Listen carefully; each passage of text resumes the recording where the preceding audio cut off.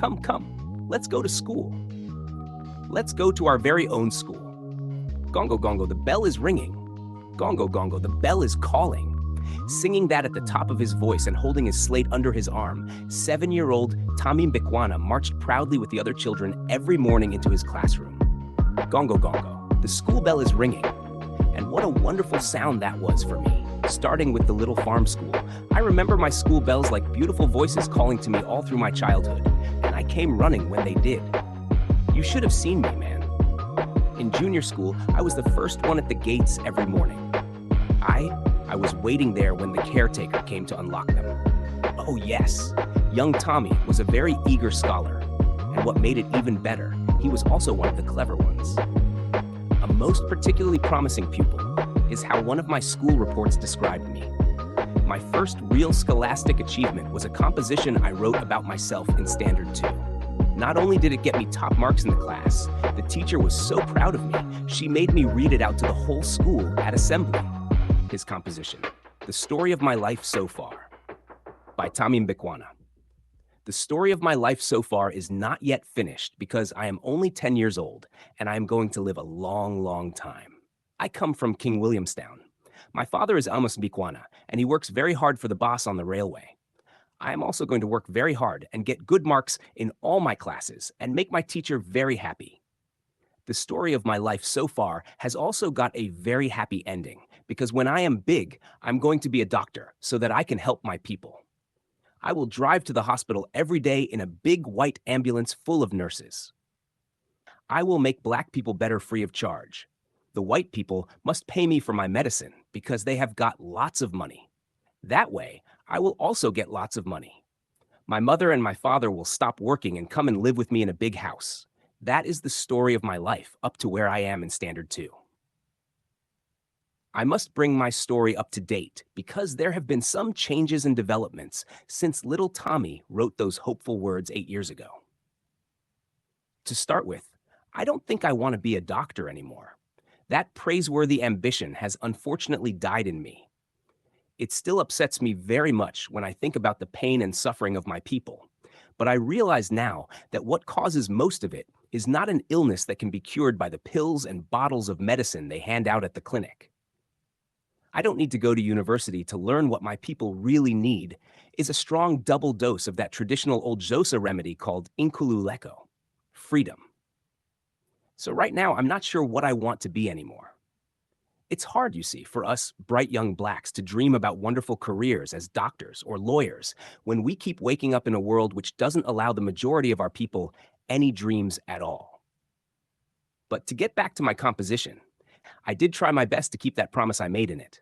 For a long time, Standard 3, Standard 4, Standard 5, I did work very hard and I did get good marks in all my subjects. This most particularly promising pupil made a lot of teachers very happy. I'm sorry to say, but I can't do it anymore. I have tried very hard, believe me, but it is not as simple and easy as it used to be to sit behind that desk and listen to the teacher. That little world of the classroom where I used to be happy, where they used to pat me on the head and say, let's say, little Thami, you'll go far. That little room of wonderful promises where I used to feel so safe has become a place I don't trust anymore.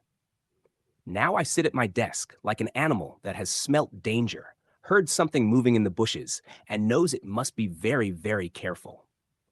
At the beginning of this year, the inspector of Bantu schools in the Cape Midlands region, Mr. Dawid Grabalar, he makes us call him Dawi, came to give us Standard 10s his usual pep talk. He does it every year. We know Dawi well. He's been coming to Zolel for a long time. When he walked into our classroom, we all jumped up as usual, but he didn't want any of that. Sit, sit. I'm not a bloody sergeant major. Dawi believes he knows how to talk to us. He loosened his tie, took off his jacket, and rolled up his sleeves. It was a very hot day. Dis better, now kan ons lekker gesels. Boys and girls, or maybe I should say young men and young women now, because you are coming to the end of your time behind those desks. You are special. You are the elite. We have educated you because we want you to be major shareholders in the future of this wonderful republic of ours. In fact, we want all the peoples of South Africa to share in that future. Black, white, brown, yellow, and if there are some green ones out there, then them as well. Ho, ho, ho, ho. I don't remember much about what he said after that because my head was trying to deal with that one word, the future. He kept using it. Our future, the country's future, a wonderful future of peace and prosperity. What does he really mean? I kept asking myself. Why does my heart go hard as a stone when he says it? I look around me in the location at the men and women who went out into that wonderful future before me. What do I see? Happy and contented shareholders in this exciting enterprise called the Republic of South Africa? No. I see a generation of tired, defeated men and women crawling back to their miserable little ponduks at the end of a day's work for the white boss or madam. And those are the lucky ones. They've at least got work. Most of them are just sitting around wasting away their lives while they wait helplessly for a miracle to feed their families. A miracle that never comes. Those men and women are our fathers and mothers. We have grown up watching their humiliation. We have to live every day with the sight of them begging for food in this land of their birth and their parents' birth, all the way back to the first proud ancestors of our people. Black people lived on this land for centuries before any white settler had landed. Does Dawi think we are blind? That when we walk through the streets of the White Town, we do not see the big houses and the beautiful gardens with their swimming pools full of laughing people, and compare it with what we've got, what we have to call home? Or does Dawi just think we are very stupid?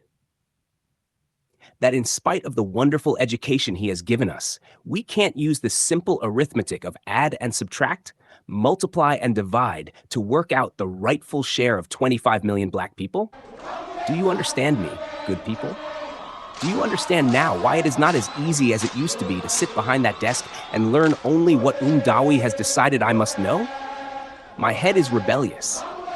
It refuses now to remember when the Dutch landed, and the Huguenots landed, and the British landed. It has already forgotten when the old Union became the proud young republic.